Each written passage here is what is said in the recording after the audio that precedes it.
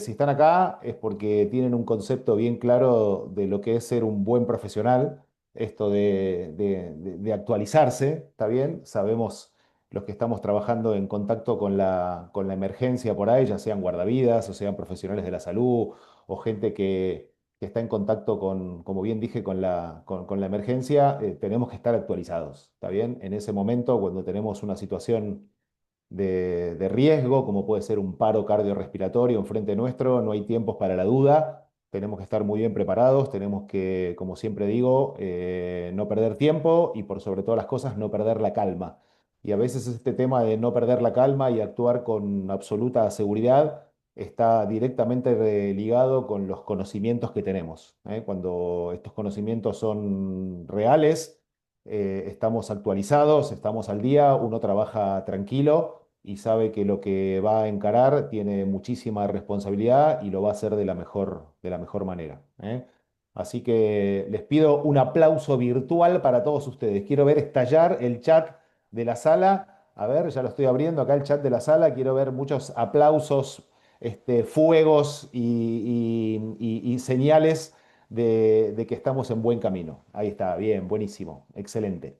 Bueno, creo que está Leo por ahí. Leo, habilitate a ver el audio. Hola Fabián, ¿cómo estás? Ahí está, muy bien. Vamos a ver cómo sacamos el video. A ver si lo puedo hacer.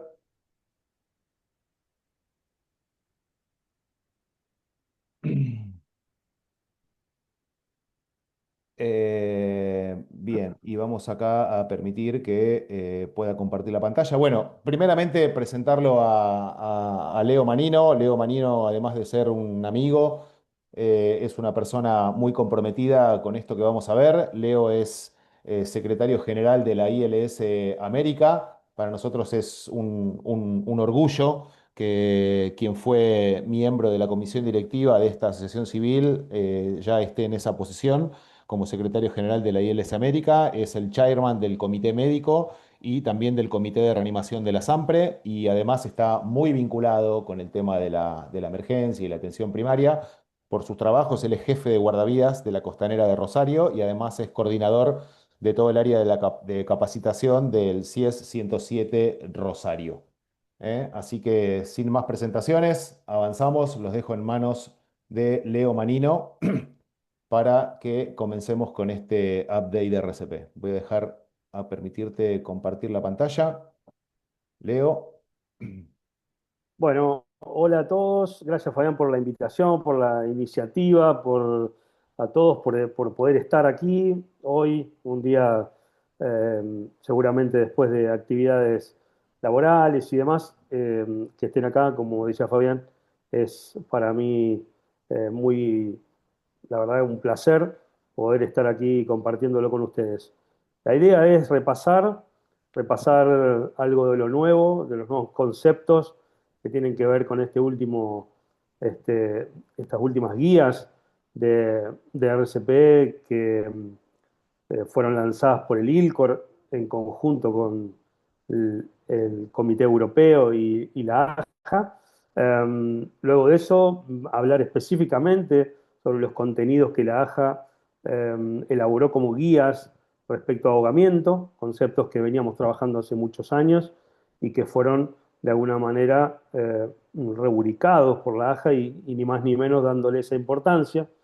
Después hablar de algunas cuestiones que todavía faltan, estudios como para que puedan salir en las guías, pero que son importantes a la hora del manejo de la reanimación del ahogado, y también algún concepto que tenga que ver con lo que tiene en las guías internacionales sobre el manejo del trauma espinal en el agua.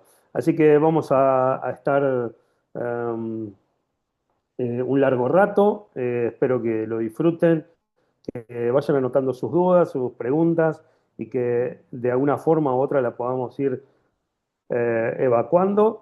Sobre el final haremos algún momento para preguntas y también, por supuesto, van a estar abiertos los canales de comunicación en los días siguientes. ¿Sí? ¿Se me está escuchando bien, Fabián? Perfecto, Leo. Yo no dije al principio, La idea es que a medida que vayan surgiendo dudas sobre la conferencia de Leo, que la vayan plasmando en el chat y yo voy a ir tratando de conjugar las preguntas. Seguramente por ahí hay algunas que son repetidas o son similares para después transmitírselas a Leo. Adelante. Bien, bueno, como hacía una breve presentación, Fabián, durante mucho tiempo fui miembro de comisión directiva, ya hoy en día no, pero EPSA es la asociación que vio a lo largo de toda mi carrera de voluntario en estas funciones y hoy con el enlace internacional, ni más ni menos, y con el trabajo que continúo haciendo en la ILS, ¿no? Eh, y el que tiene que ver con este contenido que vemos hoy, sin lugar a dudas, tiene que ver con mi posición de chairman en el comité médico de la ILS desde el año pasado.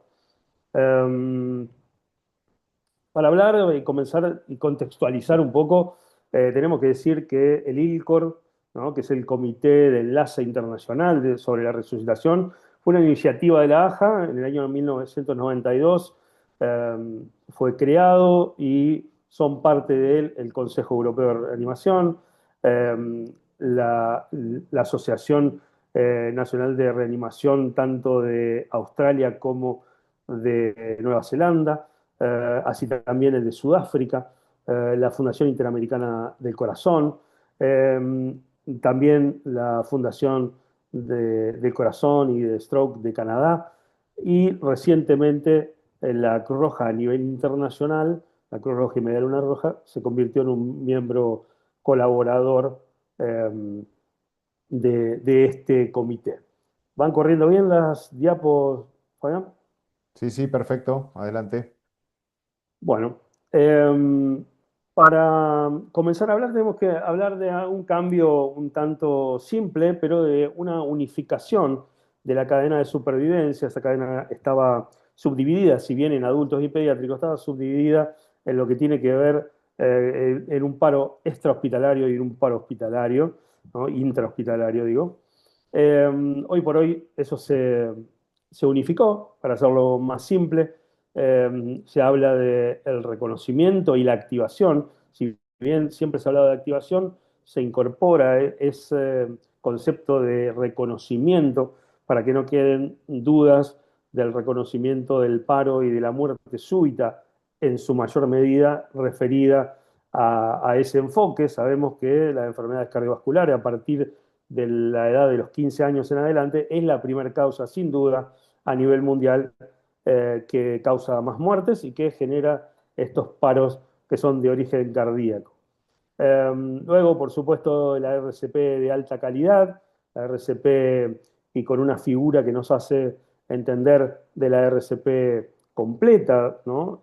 Por más que sea la RCP básica, la RCP inicial, es una RCP que puede contener compresiones y ventilaciones, que todo tiene que ver en cuestión de cómo esté entrenada la persona que lo realiza, y habla de alta calidad, ¿no?, de los componentes de alta calidad en cuanto a esa maniobra. Eh, la desfibrilación precoz, hace hincapié, por supuesto, en la desfibrilación precoz, como siempre, mm, por intermedio de la persona que esté, sea profesional con el deber de responder, o sea una persona de la comunidad que pueda tener acceso a ese tipo de sistema público de desfibrilación o de cardioasistencia. Y por supuesto, luego de la reanimación avanzada, la atención posparo, ya eso sí, intrahospitalario, y la recuperación, si todo sale bien al cabo de un tiempo, con su familia y todo el cuidado necesario, eh, mínimamente alrededor de un mes, donde así se toman las tasas de progresión y de evolución de estos pacientes, ¿no?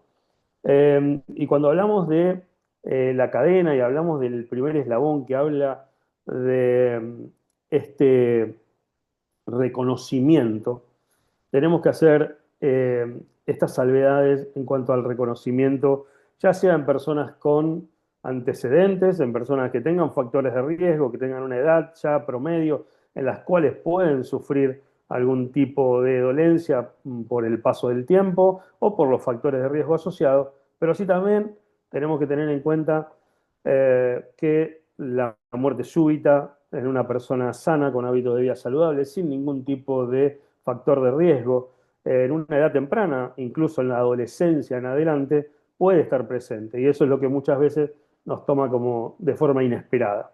Este reconocimiento del cual hablamos y que hace hincapié en estas nuevas guías, habla del reconocimiento de la muerte súbita y en dos puntos en los cuales son importantes hablar, ¿no? Uno es la presencia de las respiraciones agónicas, el gasping, como se conoce en la literatura en inglés, pero que aquí también en este idioma lo tenemos, a ese concepto, y hablamos de respiraciones agónicas, de jadeo, de boqueo, que puede estar presente, y en este caso, en el paro cardíaco, de origen cardíaco, en la muerte súbita, es un signo temprano de paro cardíaco que muchas veces se confunde con una respiración trabajosa, una respiración forzada, una insuficiencia respiratoria, pero en realidad acá estamos hablando de algo que nos da la pauta de que ese corazón no está bombeando, sino que está en la primera fase, en esa fase eléctrica, en esa fase de arritmia, ¿no?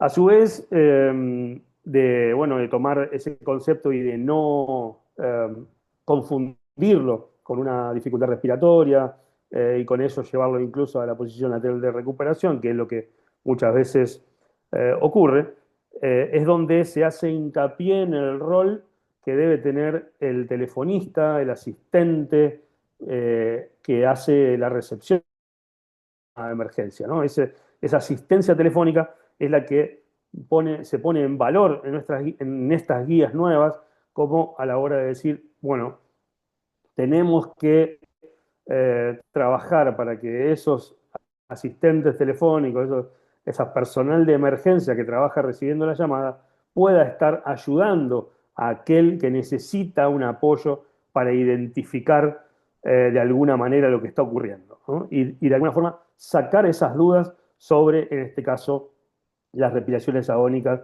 como un signo temprano de paro cardíaco.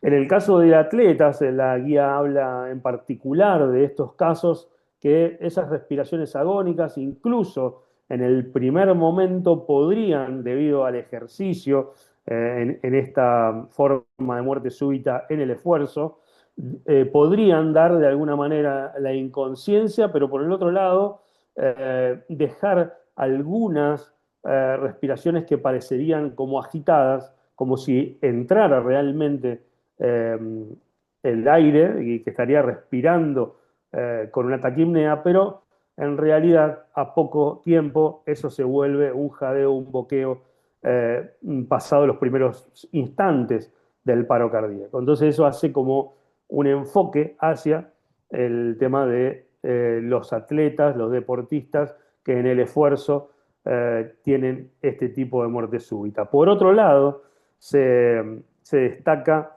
la posible aparición de lo que parecería algún tipo de convulsión, como vemos en la figura de abajo, donde vemos una persona con esa contracción muscular, ¿no? Esas convulsiones tónico-clónicas, en este caso lo vemos en la fase tónica, y en eso parecería de alguna manera que estamos frente a una convulsión y lo que haría muchas veces eh, equivocarse de protocolo y pensar en el protocolo de accionar como el de una convulsión, tal vez esperando que eso ceda, colocándolo en posición de lateral de seguridad, teniendo en cuenta de abrir y permeabilizar la vía aérea.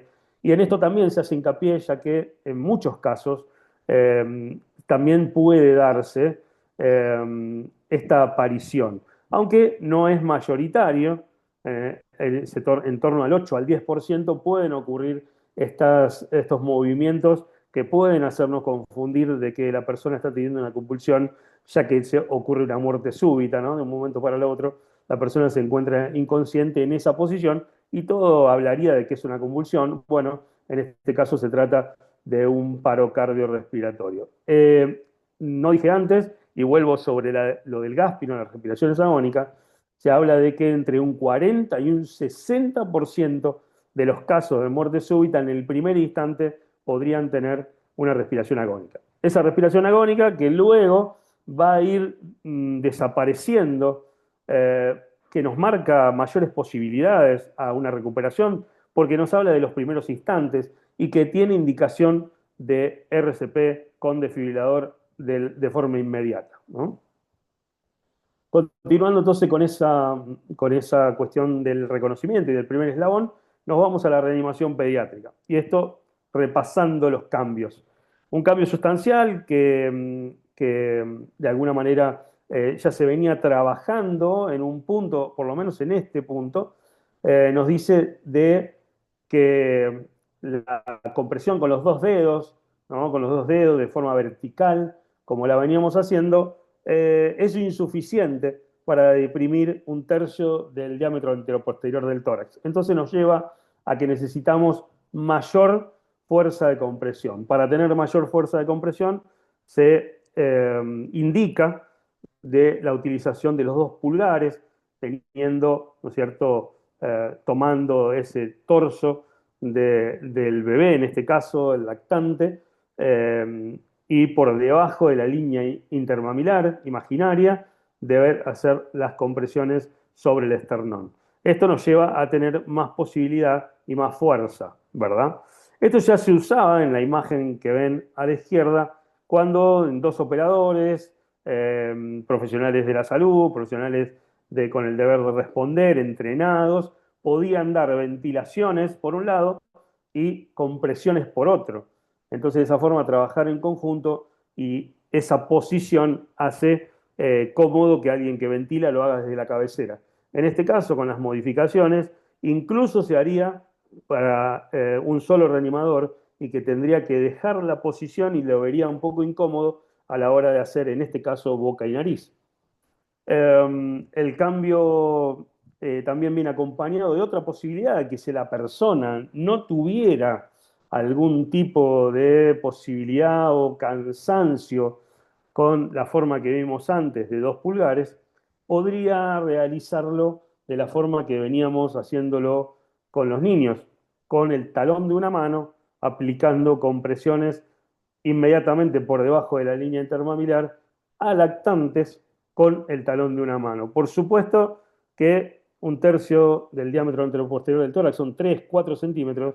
Es mucho más simple deprimir el tórax en un lactante, por supuesto teniendo los cuidados necesarios a la hora de realizar esta maniobra, ¿no? Más que nada en las primeras compresiones para ver cuánto en este caso ya no vamos a la fuerza en los dedos, sino en balancearnos con nuestro cuerpo como lo haríamos en cualquier niño en este caso, y por eso mayor necesidad de tener cuidado. Digo, esto es una cuestión de falta de poder realizarlo con fuerza. Aquel que se sienta con la fuerza de hacerlo con los pulgares, inicia de esa forma. Hay gente que tal vez no tiene esa fuerza en los brazos, en las manos, y lo puede realizar de esta manera, y de eso se trata, ¿no? Cuando hablamos del protocolo, del nuevo protocolo, según las recomendaciones de ILCOR, tanto la AJA como el Consejo Europeo elaboran sus propias guías adaptadas al consenso generado en el ILCOR, ¿verdad? Si vamos al protocolo, fíjense que habla de chequear la respuesta y directamente llamar por ayuda si la persona está inconsciente. En este caso hay alguna diferencia, algunos cambios sustanciales en el cual en algunos casos decíamos, bueno, mejor llamemos cuando sepamos si respira o no. La idea es darle mayor valor y poder ser de ayuda a aquel que no se siente tan seguro de que pueda tener un apoyo desde aquella comunicación telefónica con el personal de salud que está del otro lado de la línea y lo pueda llevar adelante de mejor manera, más apoyado, sin cortar la llamada, incluso que es lo que está recomendado, hasta que llegue la ayuda al lugar y de esa forma tener un apoyo telefónico. Entonces, la recomendación es poner el teléfono en altavoz, chequear la respiración y en eso ayudarse con el telefonista, ¿no? De esa manera, y seguir las indicaciones que puedan ser importantes. Para chequear la respiración, se recomienda la apertura de la vía aérea para ver, observar, escuchar y sentir se va dejando de lado, pero sí observar la respiración normal. Luego de eso, comenzar con la maniobra de RCP y con el DEA lo más rápido y cuando esté disponible. Se habla de que en adulto, si la persona no está entrenada, haga compresiones solamente, compresiones eh, solo con las manos, solo compresiones. Y si la persona está entrenada, que pueda hacer 30 compresiones y 2 respiraciones en adultos. En el caso de pediátricos, si la persona no está entrenada para poder realizar las ventilaciones, sí, por supuesto que también podría ser solo compresiones, pero que si está mínimamente entrenado y sabe y se anima y tiene posibilidades de dar las ventilaciones, puede dar 5 ventilaciones iniciales y luego hacer 32 y si tiene mayor entrenamiento, un profesional como guardavidas con el deber de responder, un profesional de la salud, haga las 5 ventilaciones iniciales y luego 15-2, incluso estando en reanimador solitario, ¿no? Y eso sería como el protocolo que abarca todas las edades eh, en cuanto al soporte básico de vida.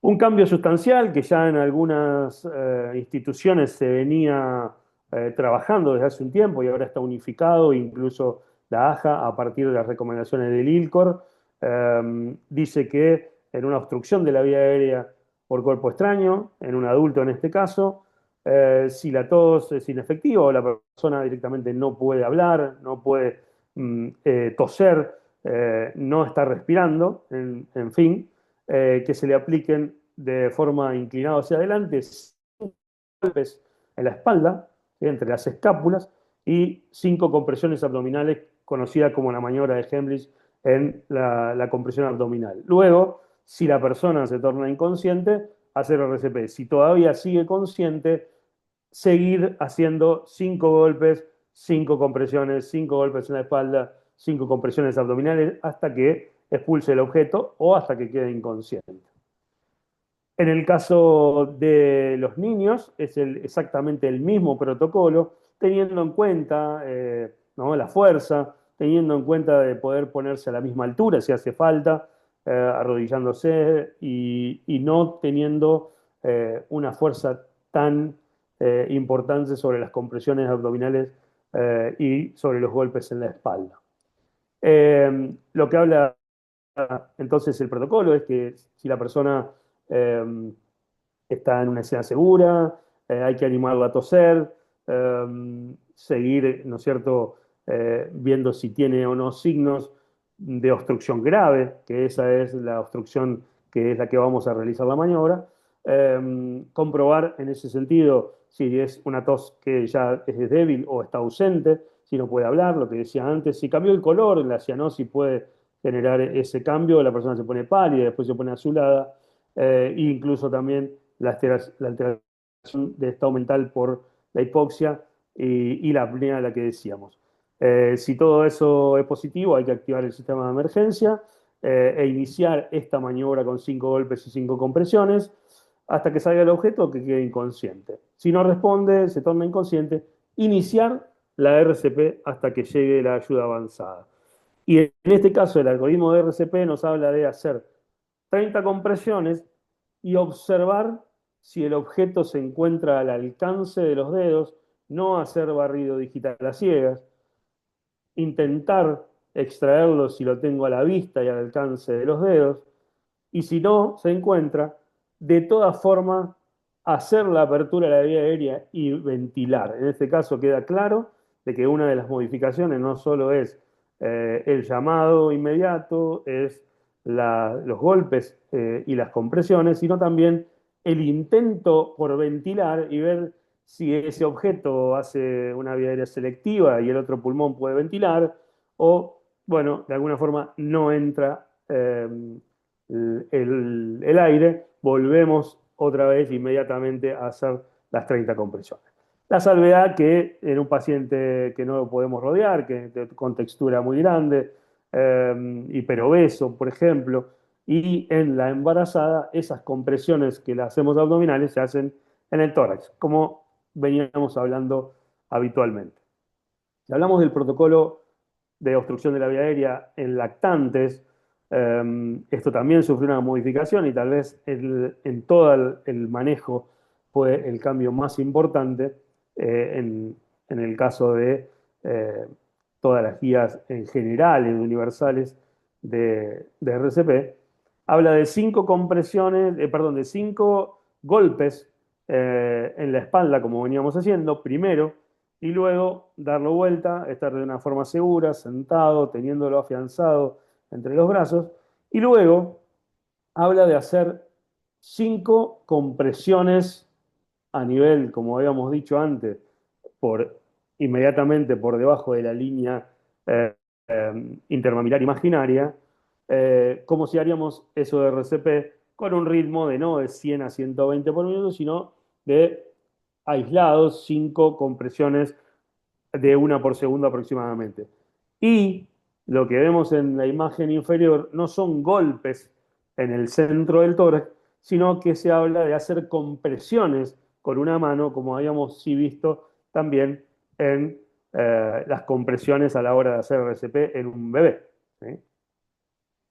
Entonces, si tiene signo de obstrucción en pediatría, la tos es inefectiva, bueno, sigue, ¿no es cierto?, teniendo imposibilidad, a su vez queriéndoselo animar, aunque los chicos la cuestión de la comunicación es más difícil. Si esa tos se vuelve inefectiva y vemos estos signos de los que hablábamos antes, de cianosis, de que hay un deterioro del estado mental, ¿no? A causa de esa hipoxia. Por supuesto, la llamada tiene que ser inmediata. Si está inconsciente, RCP de forma directa. Y si está consciente, mientras está consciente, 5 golpes en la espalda y 5 compresiones torácicas, de una forma o de la otra. Y en los niños o adolescentes, lo que decíamos, 5 golpes y 5 compresiones, como la maniobra de Hemlich que veníamos realizando habitualmente. Cuando hablamos de desfibrilación, tenemos que hablar de algunos conceptos que incluyen estas guías del 2005 y habla de algunos conceptos sobre la importancia, como decíamos antes, de la desfibrilación precoz. Sabemos que cada minuto que eso va pasando va perdiéndose una chance importante, entre 7 y 10% de posibilidades de sobrevida, que la acción de desfibrilar tiene que estar entre los primeros 3 a 5 minutos, luego esa arritmia, ¿no es cierto?, esa fase eléctrica se puede transformar en una fase circulatoria y por lo tanto se pierde ya muchísimo más porcentaje luego de los 5 minutos. De ahí es que los protocolos de cardioasistencia y los lugares para colocar donde hay concurrencia masiva de personas se basan en el tiempo de llegada al lugar y no solo en la cantidad de gente, ¿no? En la cantidad de gente se habla de 1000 personas, eso está tomado de algún protocolo de cardioprotección de Noruega y nos habla de 1000 personas diarias o 1000 personas al mismo lugar, en el mismo lugar y nos habla de que debemos tener un desfibrilador en esos casos. Nuestra ley de muerte súbita en Argentina habla de eso, la ley 27155 nos habla de la desfibrilación precoz, nos habla de la muerte súbita, de la RCP y de los DEA, y cuando habla de los DEA, en realidad enlista un montón de lugares donde debería estar, pero son lugares de concurrencia masiva. Será una escuela, será un gimnasio, una universidad, no importa qué lugar, será la playa, serán lugares de concurrencia masiva de personas, donde el riesgo es mayor y donde tiene que estar accesible en los primeros 3 a no más de 5 minutos. Entonces, no se mide por cantidad de gente, solo se mide la implementación del lugar, pero no se mide por cantidad de gente y la cantidad de desfibriladores o la necesidad, sino de en cuánto llega al lugar del hecho, en cómo es la comunicación, dónde está ubicado, qué accesibilidad tiene, y se hace hincapié en todo ese tipo de cosas. Y las nuevas guías hablan de alguna posibilidad de no solo tener la colocación anterolateral, que estamos acostumbrados en los adultos, ¿no? Por debajo de la clavícula, en la línea media del hemitórax derecho, o en la línea axilar anterior, debajo de la tetilla o de la mama izquierda, sino que también nos da la posibilidad o la opción de que si hubiera alguna necesidad por alguna cuestión, de poder hacer esos parches de fibrilación, ponerlos anterior y posterior, como lo hacemos en los niños más pequeños, en los lactantes y los niños pequeños, donde sí está recomendado debajo de 25 kilos poder utilizar el parche de filiación anterior y posterior, ¿no? En ese caso, en los adultos sería en el epitórax izquierdo y en ese lugar, en la misma zona, en la espalda, podría colocarse. También nos habla de alguna posibilidad de que ante una FB refractaria hay paros que siguen pidiendo descarga, se puedan cambiar a ese lugar. Y también se habla de alguna posibilidad de que podría ser útil la doble defibrilación, colocando en ese sentido de una forma anterolateral y de la otra anterior y posterior, en el caso de contar con más de un equipo, ¿no? Y de contar con los parches de defibrilación y contar con más de un equipo. Si bien esa recomendación no tiene tanta evidencia científica, lo desliza como una posibilidad, así también como la utilización de los parches de desfibrilación de esta manera. Eh, Como me indicaban desde la organización, la posibilidad de obtener alguna certificación ILS de operador de DEA junto con esta capacitación, no debemos dejar de lado algunos conceptos que son ya anteriores a estas guías, que son cuidados que hay que tener a la hora de utilizar el desfibrilador y conceptos que debemos tener en cuenta. La utilización del desfibrilador es, ni bien el desfibrilador está disponible, esas son las características universales, ¿no? Luego ya vamos a hablar de ahogados, pero en el caso de muerte súbita del protocolo universal habla de utilizar el desfibrilador ni bien está disponible. Y siempre hablamos del ejemplo de que, bueno, si estoy en alguna situación y me llaman y yo soy el primer interviniente y vengo con el desfibrilador al lugar y nadie está haciendo, lamentablemente, nadie está haciendo RCP, luego de constatar de que la persona está inconsciente y de que no respira, coloco los parches, debo encender primero el aparato, colocar los parches de desfibrilación en el lugar correspondiente, no tocar a la persona para que haga ese análisis y nadie debe estar tocando a la persona mientras hace el análisis. Y en ese caso, incluso si lo aconseja, dar desfibrilación sin antes haber hecho RCP, sin antes haber iniciado las compresiones y las ventilaciones, ¿verdad? Entonces, bueno, eso es como para tenerlo en cuenta. Luego algunas cuestiones que son características del uso del desfibrilador. Hoy la evolución de este tipo de aparatos hace que algunos tengan un parche en el lugar donde se hace la compresión, se coloca sobre el esternón, en la mitad inferior del esternón donde se hace la compresión, para que pueda tener un mecanismo de retroalimentación, ¿no? Esa retroalimentación en vivo me va a poder decir si la frecuencia es entre 100 y 120 por minuto, si el ritmo está bien, pero además la profundidad de la que debemos buscar entre 5 a no más de 6 centímetros del adulto es lo estoy logrando o no. También hay una incursión en la mayoría digamos, de los desfibriladores de la última generación, no solo por hablar de tener mayor tecnología, de analizar más rápido, de desfibrilar más rápido, sino también en la cuestión de la colocación de los parches y que los parches sean de carácter universal, de que sea un parche que sirva tanto para adulto como para niño.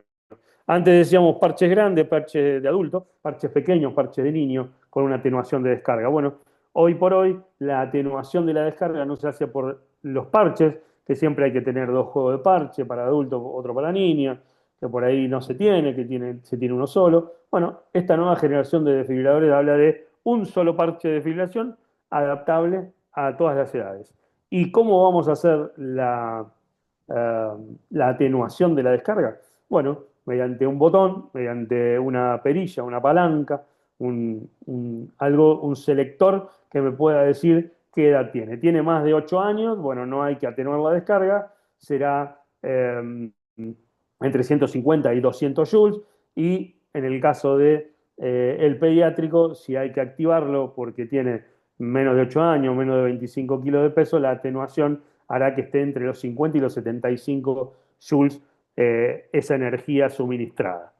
Por supuesto, no nos tenemos que olvidar que son parches autoadhesivos, eh, todavía no con tanta penetración en nuestro país, pero incluso en países donde hay más recursos y más tecnología, los desfibriladores monitores que se utilizan en las ambulancias ya dejan de ser utilizados con paletas y apoyando, sino que también se valen de parches de desfibrilación. Parches que son autoadhesivos, que tienen vencimiento, que el vencimiento está generalmente dado por la intensidad, la posibilidad de pegar fuerte, y acá es donde vamos a recordar el tema de secar el tórax, secar donde van los parches y donde la energía, que en este caso siempre es bifásica, va de un parche al otro y vuelve a ese mismo de donde se originó la descarga. Entonces, en ese caso, debería ser necesario secar el tórax, secar donde van los parches, si hiciera falta porque está muy sudoroso y por supuesto en el caso de que lo hayan retirado del agua o que haya estado lloviendo. Por otro lado, no solo secar el tórax, sino también en algunos casos rasurarlo, rasurar aquello que tiene mucho vello en el pecho y no pueden pegar los parches autoadhesivos, rasurar primero, mientras otra persona, por supuesto, hace RCP. No hay que demorar en ningún caso ni por la espera del aparato, ni por la colocación la RCP. Si se puede hacer todo en la misma secuencia, uno hace una cosa y el otro operador hace la otra, bienvenido sea. De eso se trata el trabajo en equipo, de acortar los tiempos. No solo infarto que está la persona muy sudorosa, mojado, rasurarlo, puede tener un parche de medicación, ese parche de medicación debe ser retirado, secado, por eso debemos tener, si tenemos desfibrilador, debemos tener todos estos dispositivos, ¿no? Una tijera de trabajo pesado para poder cortar la ropa si la persona tiene ropa, ¿no? Y es mucho más rápido que tener que retirársela. Eh, Luego de esa tijera, tener un paño absorbente, un tipo de toalla de mano pequeña que pueda caber en el bolso del desfibrilador y una matita o dos para poder rasurar, y de esa manera poder tener limpio y seco, lo más seco posible, no es que tiene que estar totalmente seco, eh, ese espacio a colocarlo. Y por último, para terminar con eso, con esas recomendaciones, en algunos casos, debajo de la clavícula derecha, podría haber una colocación de marcapaso. También se está utilizando colocarla en otro lado. El marcapaso es bien visible, hay una cicatriz, hay un bulto, un diámetro que puede ser similar al de un reloj, de pulsera, digo. Y ese tipo de dispositivo puede ser un marcapaso o un desfibrilador implantado. Cuidado con esta recomendación de que no debe utilizarse, sino todo lo contrario. La persona está en paro, no importa si tuvo una cirugía a corazón abierto, no importa si tiene un marcapaso o un desfibrilador implantado, necesita la reanimación y necesita el desfibrilador, así que hay que colocárselo por debajo de ese bulto, por debajo de esa zona abultada donde está ese instrumento que se ve a un golpe de vista al palparlo mucho más. Por ese lado, entonces, tener en cuenta eso para la utilización del desfibrilador. Siempre que la persona se recupera, hay que dejarlo conectado, no debe ser retirado, hay que dejarlo conectado. Muchas veces ocurre que con una descarga, dos descargas, y esto fue al cabo de 5 minutos y todavía el sistema de emergencias médicas, el personal sanitario de la ambulancia todavía no llegó. Y bueno, debemos colocarlo en posición de recuperación y debemos dejar todo colocado y que siga haciendo el análisis cada 2 minutos para ver de que esa persona realmente está respirando espontáneamente, puede estar en inconsciencia o todavía un poco obnubilado, un poco perdido y ir reaccionando de a poco, pero se debe dejar colocado hasta por lo menos la llegada del sistema de emergencia al lugar. Así que esas son las recomendaciones, en este caso, del protocolo universal en general, no solo en las recomendaciones que hablaba al inicio sobre la utilización de desfibrilación. Eh, las recomendaciones hablan de la restricción del movimiento espinal, donde luego voy a hablar de algunos conceptos en cuanto a la restricción del movimiento espinal en una posible lesión de columna. Y lo que habla es de poder tenerlo de alguna de esas dos maneras, colocando los antebrazos al lado de la cabeza o con la mano abierta, como generalmente lo realizábamos, sin utilizar collar cervical, pero sí sosteniéndola. Si la persona está inconsciente, se debe realizar la apertura de la vía aérea. Si la persona está en paro, es prioridad la apertura de la vía aérea, y eso dicen las guías, más allá de la posibilidad de que haya alguna lesión y como no se puede evaluar, la persona está inconsciente, debemos hacer la apertura de la vía aérea y si está en paro debemos reanimar y eso es la prioridad número uno. Si podemos abrir la vía aérea de la forma de tracción mandibular y con eso ventilar a la persona si hace falta, o que respire espontáneamente, mucho mejor, bárbaro. Si la persona no respira, la prioridad es abrir la vía aérea para poder que la persona pueda respirar si no está en paro y si está en paro poder ventilarla. Por lo tanto, esa es la prioridad. Y si hiciera falta, y esto tiene que quedar bien claro, hacer otra maniobra de inclinación de la cabeza, de elevación del mentón, con movimiento gentil, debe realizarse. Y luego vamos a volver un poco con este concepto último cuando hablemos de la reanimación del ahogado.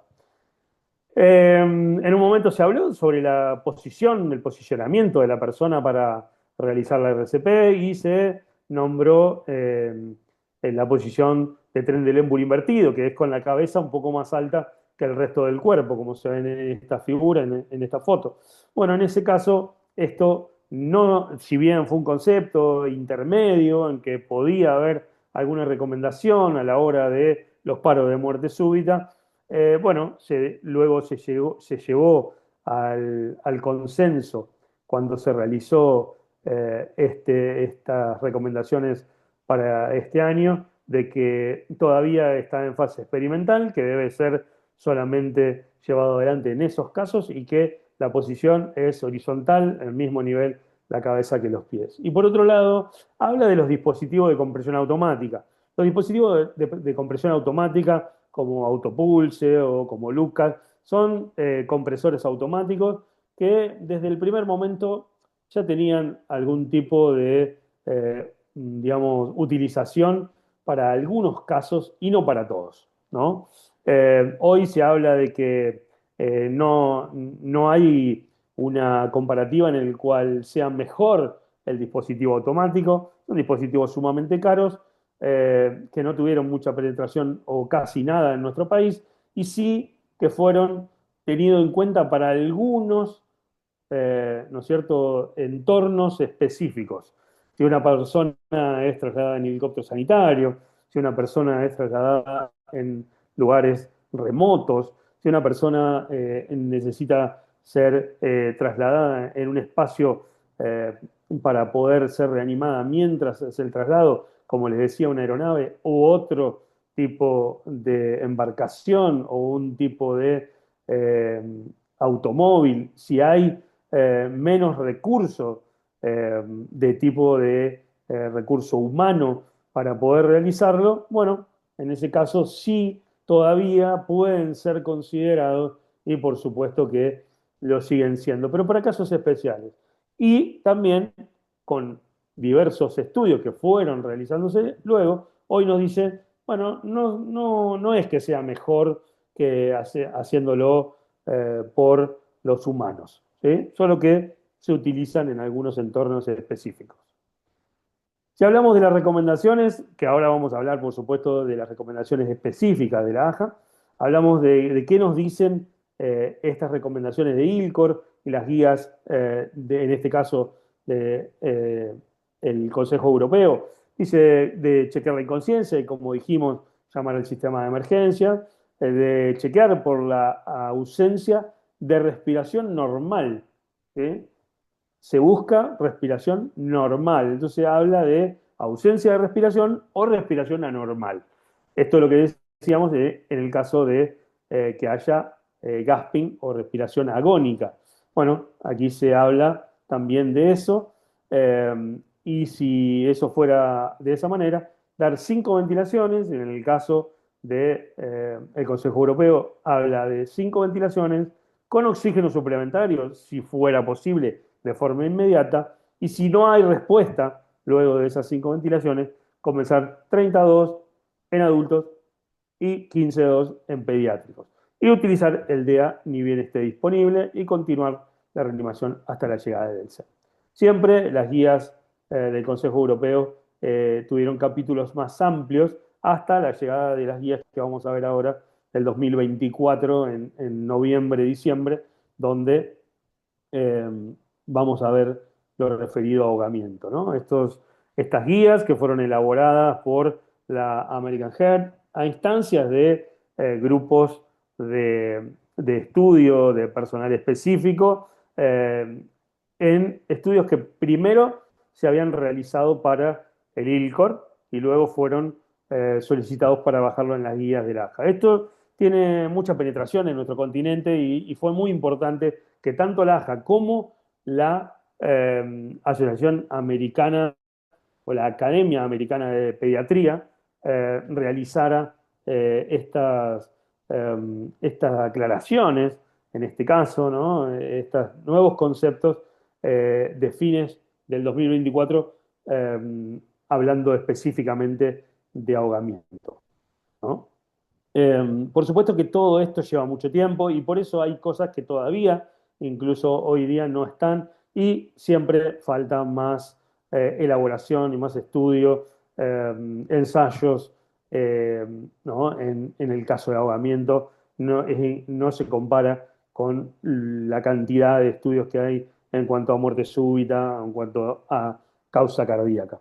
Y fíjense que por eso lo contemplamos para hablarlo luego. En este caso no habla de las que están, de las recomendaciones que están relacionadas con la inmovilización, que ya vamos a ver que no se habla más de ese concepto, de la columna cervical en el caso de la posibilidad de trauma de columna en la región cervical.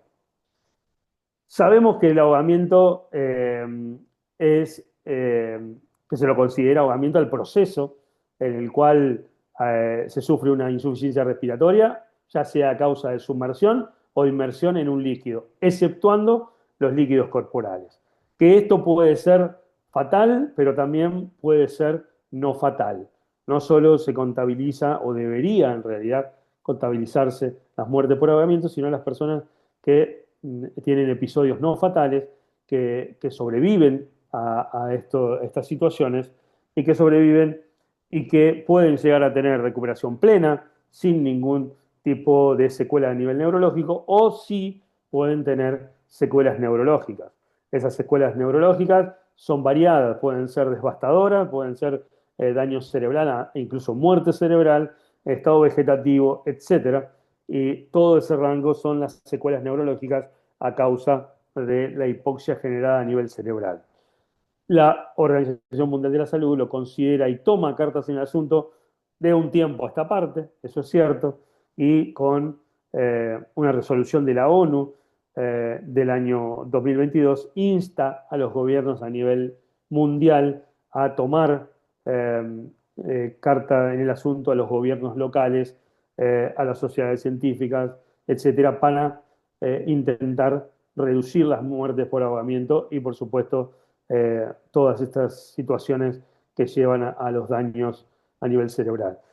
El ahogamiento es un evento hipóxico que lleva a consecuencias significativas.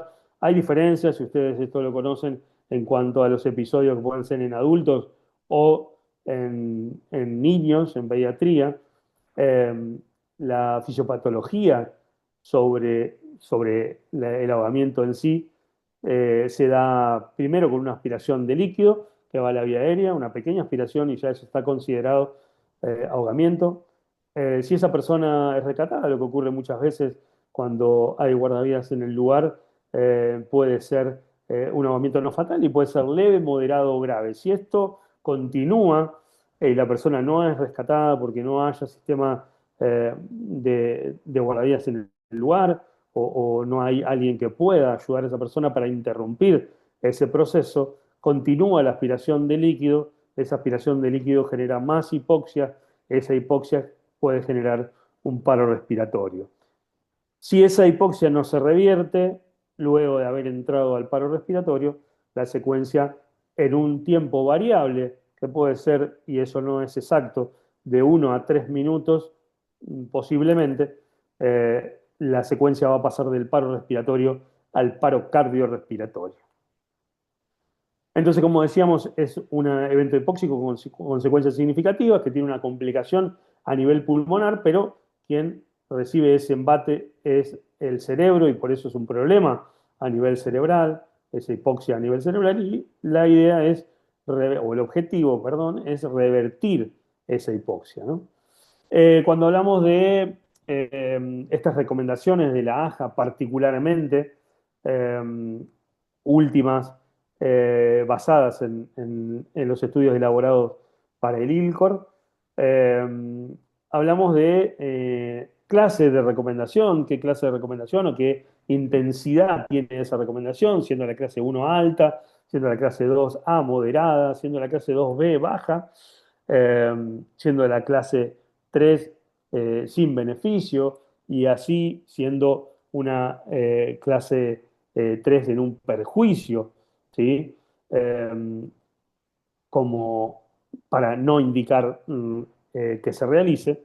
También tenemos el nivel de evidencia. Los niveles de evidencia científica son divididos en niveles, ¿no?, con mayor evidencia científica o menor evidencia científica, nivel científico moderado, o a niveles observacionales, que son los niveles más bajos, y luego tenemos la opinión de expertos, ¿no?, que muchas de las recomendaciones que tenemos hoy en día, que todavía no pueden tener ese nivel de evidencia, son de recomendación de expertos, como vamos a ver a raíz del estudio Delphi, que es una recomendación basada en opiniones de expertos que realizamos en el año 2024, que pudieron salir tanto en la revista de escandinava de trauma y emergencia y en breve, en este mes, saldrá como una declaración de posición médica que ya está existente sobre el manejo de la restricción del movimiento espinal en el agua, con una actualización en base a ese estudio. Ahora vamos a hablar más adelante de eso. Cuando hablamos de ventilaciones dentro del agua, hablamos de un concepto que no es nuevo, un concepto que está desde la década del 70, que se instruyó a los guardavidas, incluso en muchas partes del mundo, a realizarlo en la década del 70, donde, bueno, luego se hicieron algunos estudios y la recomendación es baja, ¿no es cierto? Es una recomendación clase 2B, pero es una recomendación de que se puede realizar en algún tipo de contexto. Los datos son limitados, la evidencia científica no es alta, pero podría ser beneficioso, ¿no es cierto? Y esto incluso lo venimos trabajando desde hace mucho tiempo, la posibilidad y el contraste. Bueno, ¿qué nos deja estas recomendaciones de la AJA?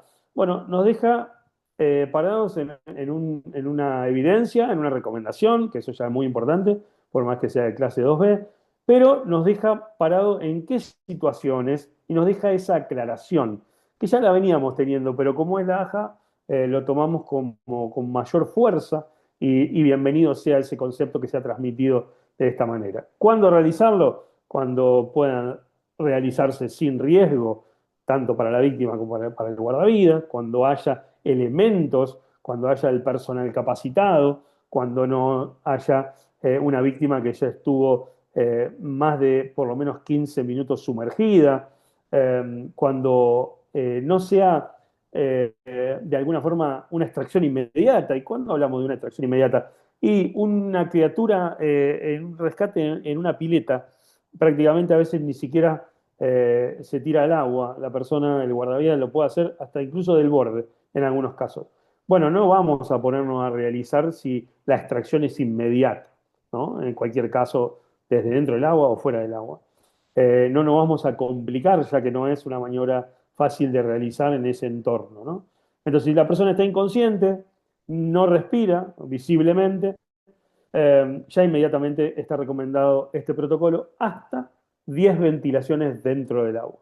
¿Sí? Esas ventilaciones, hasta 10, ¿no? Decimos, bueno, si en la cuarta, en la quinta, en la sexta, la persona todo se empieza a respirar espontáneamente, hay que llevarla inmediatamente a la costa. Si luego de la 10 no hay recuperación, bueno, lo haremos de todas formas en ese rescate inmediato porque esa persona ya sabemos que necesita de alguna manera la compresión y la ventilación, ambas en la costa. Estudios que nos hablan de una posibilidad de que haya hasta 4.4 veces más, hasta casi un 50% de posibilidades, cuando haciendo ventilaciones, digo que no haciendo. ¿Cuándo? ¿En qué casos? No en todos, por supuesto. En los casos en los cuales entramos en la ventana que va de ese minuto posiblemente a 3 minutos, cuando la persona todavía está en paro respiratorio y no pasó a paro cardiorrespiratorio. Entonces, bueno, jugamos con eso, de que si esto eh, recién sucedió, podamos revertir esa hipoxia y la persona comience a respirar espontáneamente, aún desde dentro del agua. Otra posibilidad podría ser de que no hay chance de extraerla, de que no hay posibilidad de rescatarla. Una persona que es muy pesada, con un guardavidas que hasta ese momento está solo, no se puede extraer, queda esperando por ayuda de los demás, ¿no? Del backup de los demás, del apoyo de los demás guardavidas. Bueno, en ese momento ese tiempo puede ser utilizado para esto. Incluso hasta en una piscina donde muchas veces si no hay forma de salir a un lugar donde hacer pie y es toda profunda, no se puede rescatar rápidamente y sacarlo del agua.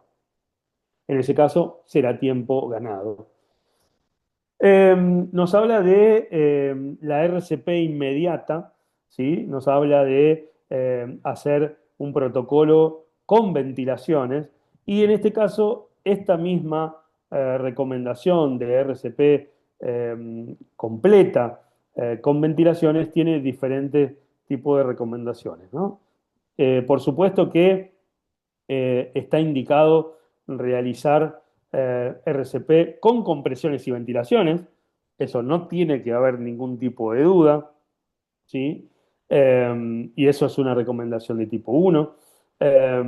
Sí, bueno, faltan más estudios, sí, eso estamos de acuerdo, pero se recomienda hacer y ya se sabe que en ahogados la tasa de supervivencia es mayor, incluso hasta un 8% de variación en la posibilidad de que esa persona se recupere, si se le realiza eh, esa RCP, de que si no se le realiza una RCP completa con compresiones y ventilaciones, ¿no? En el caso de que una persona, bueno, no quiera, no pueda, no sepa, bueno, podrá hacer compresiones solamente, Bueno, se lo dejamos para los legos, para la persona de la comunidad, para la persona que no sabe o no eh, se anima a realizarlo.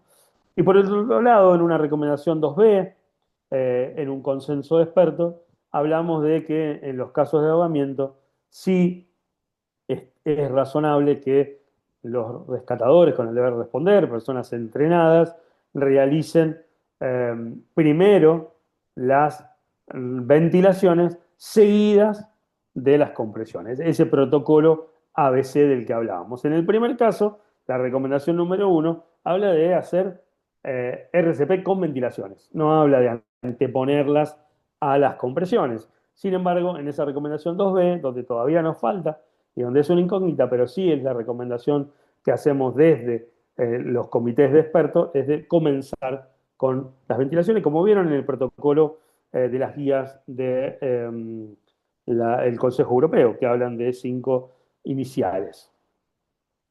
Cuando habla de la ventilación en el prehospitalario, habla de recomendación 2A, donde por supuesto falta más estudio, pero habla de realizar las ventilaciones con el equipamiento disponible. Y acá hacemos de alguna forma lo que hablamos siempre de un escalonamiento. ¿Qué tengo? ¿No tengo nada? Bueno, puedo dar boca a boca. Me llega un botiquín elemental, algo de primera respuesta, tengo una mascarilla para hacer con dispositivo de barrera, perfecto. ¿Le puedo agregar a eso una bolsa, válvula, máscara? Bueno, bárbaro, ¿sí? En ese caso, le vamos agregando, le vamos sumando, pero estamos de acuerdo que lo que hace la diferencia es la ventilación. Es ese oxígeno, en este caso expirado, que todavía contiene oxígeno para que esa persona que él tiene el oxígeno bajo pueda revertirse, ¿no? Y en el otro caso, bueno, sí habla de basado en las competencias, si hay mayor elemento, si hay mayor entrenamiento, basado en las competencias profesionales, hablo del personal de la salud, pueda incrementar, en este caso, oxígeno suplementario, que es lo que vamos a ver ahora, y el material para poder dar ventilaciones con ese oxígeno y con el manejo de la vía aérea. El uso de oxígeno en la reanimación del ahogado, y les recomiendo que lean que desde la SAMPRE elaboramos una declaración de posición sobre la utilización del oxígeno de emergencia. En la última diapositiva van a tener un código QR donde ahí van a encontrar diversos artículos publicados. Este que les menciono eh, es de la SAMPRE, lo elaboramos precisamente para que pueda ser algo de lo que se hable más continuamente en el caso de los guardavidas, dando una provisión de oxígeno suplementario para casos de emergencia, para casos de paro, ¿verdad? Y eso es una recomendación de tipo 1, si ven, que por supuesto necesita también mayor tipo de estudio, pero hoy en todos los protocolos de paro, no solo en el ahogamiento, está indicado oxígeno de alto flujo eh, a 15 litros por minuto para intentar en los primeros minutos revertir el paro. Es fundamental, ¿no?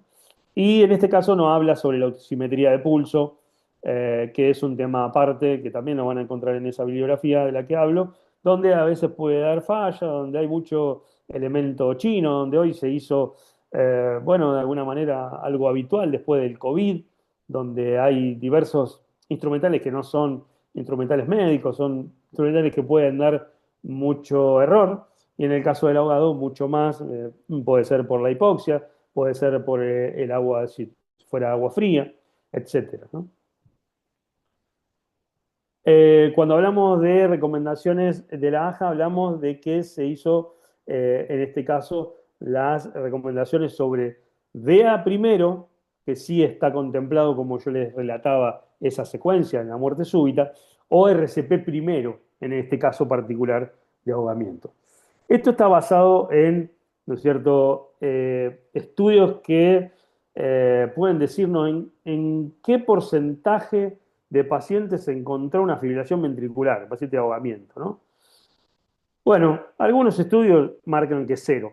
La experiencia ¿no? Sin llegar a- a estos estudios que son más abarcativos, habla de que en general no está presente y que puede ser cero.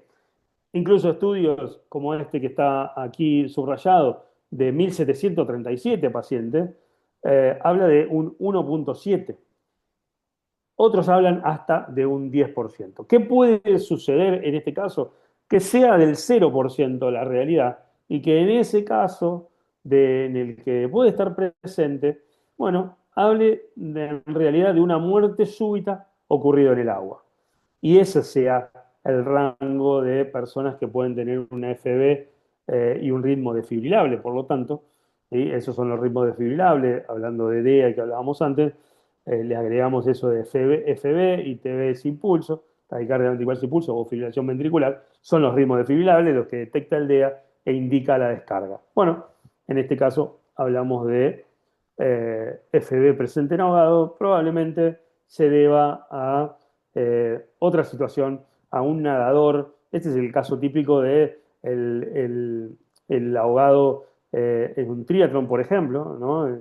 Donde mayormente ocurren los paros de muerte súbita y no son personas precisamente que no sepan nadar. Bueno, algunos no saben nadar muy bien, pero sí son nadadores y sí entrenaron para el Ironman para hacer la diferencia y esas competencias acuáticas sí las tienen. Bueno, eso es lo que sería el abordaje de darle mayor prioridad a una posible muerte súbita que a un ahogado. Esa persona estaba, ¿no es cierto?, nadando, desplazándose, o un nadador de pileta que hace miles de metros, bueno, y de repente lo encontramos inconsciente debajo del agua.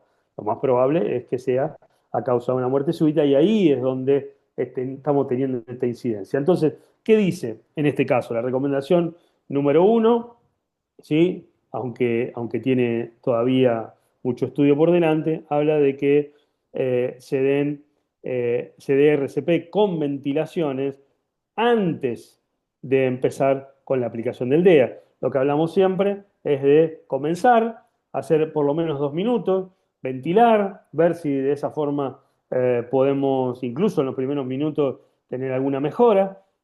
Y por supuesto, si el DEA está presente, hay que usarlo.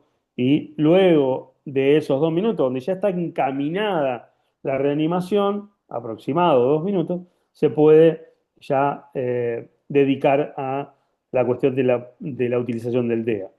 ¿Sí? Y es, por supuesto, razonable y que la consideración 2A de que eso se puede utilizar.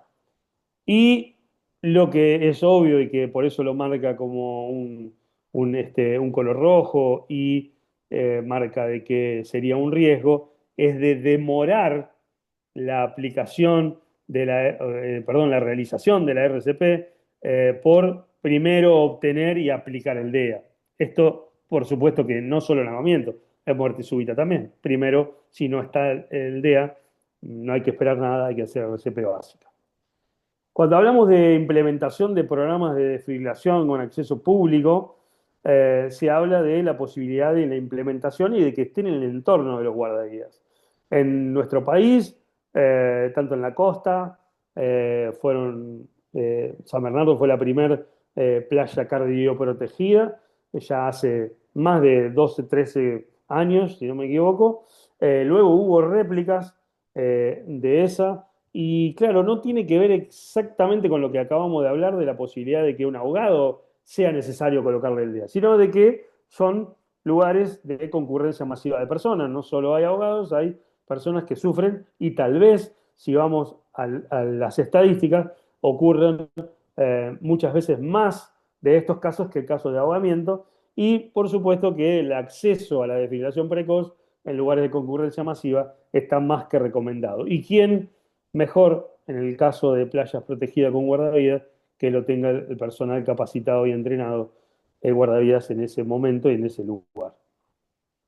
Para hacer una síntesis, y creo que vamos a pasar a un break breve sobre lo que acabamos de ver. Sabemos que el ahogamiento es un evento hipóxico que tiene consecuencias significativas, que el objetivo es revertir la hipoxia, que la cadena de supervivencia específica que tenemos de ahogamiento se centra en la prevención, ¿no? En la prevención activa, en la prevención de reactiva. ¿no? En los programas de educación pública para que eso no suceda y no haya que hacer prevención directa, prevención, digo, reactiva, una vez que la persona ya está en riesgo o está cerca. Las recomendaciones actuales para la reanimación del abogado se apoyan tanto en el soporte básico de vida pediátrico o en el soporte avanzado de vida, ¿sí? Como las piedras angulares en ese caso, y habla de la pediatría por la Asociación Americana de la Pediatría junto con la AJA. En la reanimación por ahogamiento, el manejo de la vía aérea y la ventilación son de particular importancia debido a la causa hipóxica del paro, ¿no es cierto?, hipóxico que lleva esa insuficiencia respiratoria. La iniciación inmediata con ventilación por parte de los rescatistas y de los guardavidas, de los socorristas entrenados, con el primer medio disponible, boca a boca, máscara de bolsillo, ventilación con BBM, con máscara, bolsa, válvula, máscara, como ambú, como les decimos, que los rescatistas entrenados deben proporcionar ventilaciones como en la RCP posterior al ahogamiento y pueden realizar y comenzar con el ABC, ¿no? Comenzar con las ventilaciones que decíamos, que pueden ser con 2 o con 5 de acuerdo a una guía o la otra. Nosotros como consenso de expertos hablamos, o una parte por lo menos, hablamos de, como dice el consenso, perdón, el Consejo Europeo, de 5 ventilaciones iniciales. Eh, Luego, si quieren, puedo ahondar en el porqué de esas 5 ventilaciones iniciales, si hace falta, ¿no? Y que el paro cardíaco, como lo veníamos diciendo, el resultado del ahogamiento es por la hipoxia y por lo tanto el oxígeno también está recomendado en esa reanimación, en ese uso del oxígeno de emergencia. Que proporcionan respiraciones de rescate, ventilaciones más exactamente dentro del agua, si el guardavidas está adecuadamente entrenado, si es seguro, puede prevenir, ¿no?, esta progresión del paro respiratorio al paro cardiorrespiratorio e incluso revertir el paro respiratorio primario, como decíamos antes cuando hablábamos sobre ese tema. Bien. Que el uso del desfibrilador externo automático después de la RCP de alta calidad es importante y que puede utilizarse también en los casos de ahogamiento, ¿sí? Que algunos pueden presentar ritmos desfibrilables, aunque son minoritarios, y más aún en el caso de los niños, ¿no? Y que los programas de desfibrilación pública, como decía recién, pueden ofrecer beneficios cuando se implementan en estos ambientes, sobre todo por la concurrencia masiva de personas, ¿no? Como acaba de pasar en un evento en Córdoba, en un torneo de natación con 400 personas, donde no estaba tan inmediato y la persona había salido de nadar, ¿no?, en un entorno y que fue un paro súbito posterior al esfuerzo, tal vez una arritmia o tal vez un infarto que produjo la arritmia y luego el paro cardíaco. Y hay que decir que las brechas de conocimiento en cuanto a la prevención y la reanimación del ahogado requieren de mayores y futuras investigaciones, y especialmente en regiones, ¿no?, de recursos limitados, lo que muchas veces se hablaba de eh, low and middle income countries, con países con bajos o medios recursos, ¿no? Bien, pasamos a un break, Fabián, si a vos te parece, como lo habíamos hablado en un Sí, momento. sí, vamos a hacer un break de 10 minutitos. Estamos volviendo 8 y A 25. 8:25. Perfecto. ¿Está? Gracias. Listo, 10 minutitos chicos para recuperar el café, el mate y hacer una visita al baño y en 10 minutitos estamos, ¿vale? Gracias. Venga.